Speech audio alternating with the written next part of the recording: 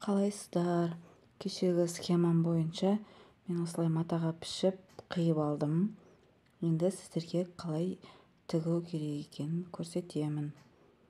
Ортасымен екі жағын, орта жағын тауып аламыз да бір-біріне біріктіріп, екі жағынан тігіп аламыз.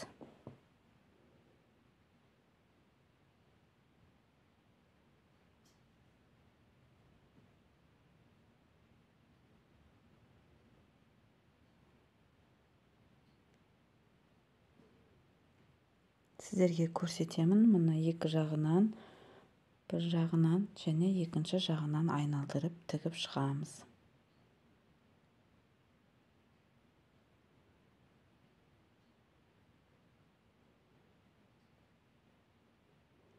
Тігіп шықтым. Мен қара жіппен тіктім, себебі видеода сіздерге анық көрінсін деп қара жіппен тігіп шықтым. Енді осы пилотканың ортасын мен видеода көрсетіп тұрғандай орта жағынан тігіп шығу керек. Себебі пилотканы оң жағына ауыстырғанда жоғарыға қарай шошайып тұрмау үшін. Енді оң жағына айналдырамыз. Оң жағына айналдырамыз да әдемі етіп үтіктеп шығамыз.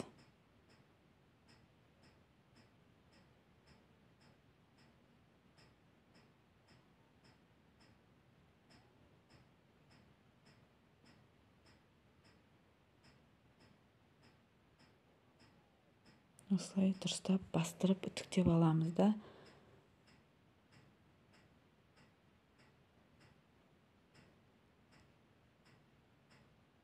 екі жанын тігіп шығамыз. Міне менің тіккенім екі жағынан тіктім. Видеода көріп тұрғандай әдемі шығып жатыр деп ойлаймын.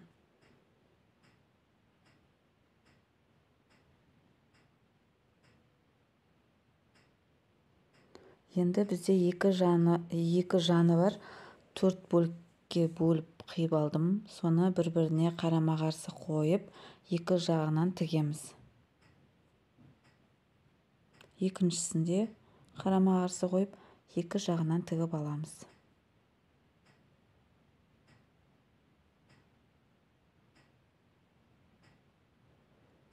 Тігіп алғанымызда осылай бастырып өтіктеп аламыз.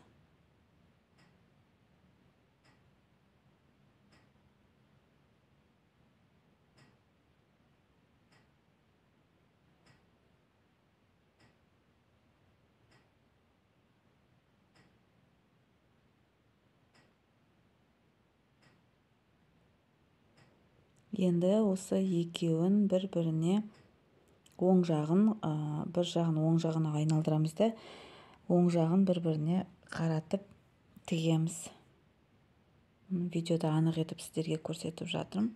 Осылай мен қалай жасап жатырмын, сөйтіп қайталап тіксеңіз сіздерге оңай болады.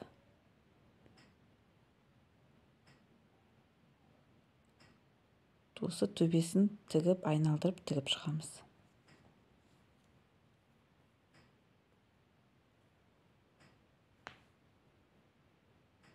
Тігіп шықтым.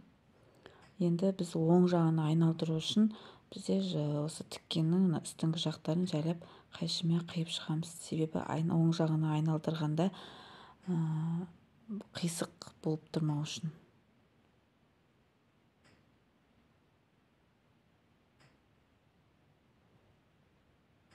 Оң жағына айналдырып, жақсы етіп үтіктеп аламыз.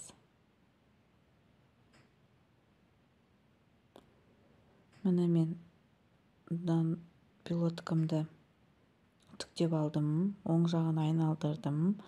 Енді екеуін бір-біріне біріктіру үшін жаңағы осылай видеода көрсетіп жатқандай бір-біріне қосамыз. Соны айналдырып тігіп шығамыз.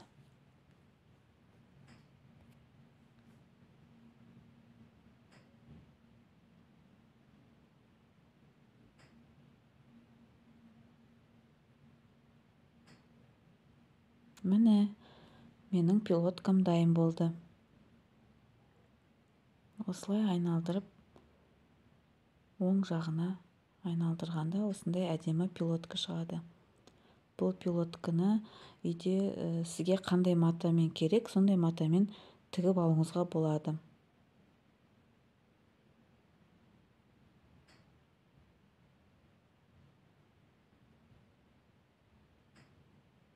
Лайк басып, комментарий жазып жіберсеңіз.